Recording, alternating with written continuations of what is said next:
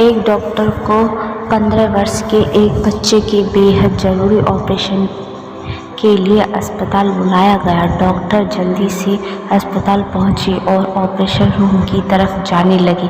वहां पर खड़े उस लड़के के पिता बेहद चिंतित थे और वे बहुत देर से डॉक्टर का इंतज़ार कर रहे थे। जैसे ही उस बच्चे के पिता ने डॉक्टर को देखा तो वो बोले, अपने आने में इतनी देर क्यों कर दी? क्या आपको नहीं पता कि मेरे बेटे की जान खतरे में है? आप लोग इतने गैर जिम्मेदार कैसे हो सकते हैं? डॉक्टर ने कहा, श्रीमान मुझे माफ़ कर दीजिए, मैं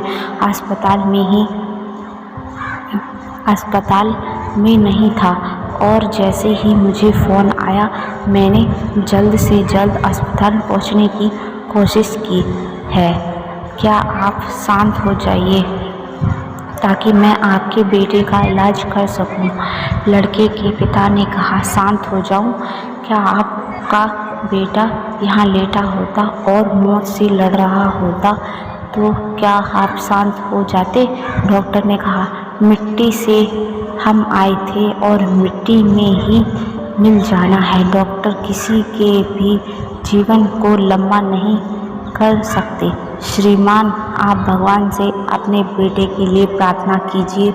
हम आपकी अपनी पूरी कोशिश करेंगे कि आपके बेटे को कुछ ना हो। लड़के के पिता ने मन ही मन में कहा, जब तक आप उस परिस्थिति से ना गुजरे तब तक उसके बारे में उपदेश देना आसान है।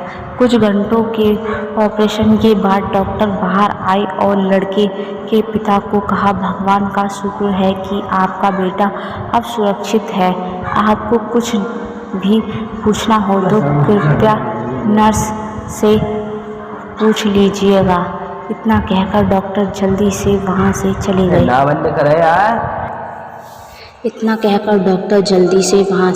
गए। लड़के के पिता ने पास में खड़ी नर्स से कहा, कितने घमंडी डॉक्टर हैं, क्या वे कुछ मिनटों के लिए नहीं रुक सकते थे? मुझे मेरे बेटे की स्थिति के बारे में जानना है। नर्स की आंखों में आंसू थे। नर्स ने कहा, कल डॉक्टर के बेटे का निधन हो गया था। जब हमने आपके बेटे के ऑपरेशन के लिए फ़ोन किया था तो वे आपके बेटे के अंतिम संस्कार को बीच में छोड़कर ऑपरेशन करने आए थे।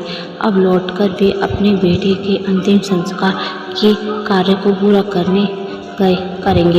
करेंगे। हर व्यक्ति की अपनी कहानी होती है और हम उनके जीवन की परिस्थितियों के बारे में नहीं जानते, इसलिए उनके व्यवहार के बारे में हमें निर्णय लेने का कोई अधिकार नहीं।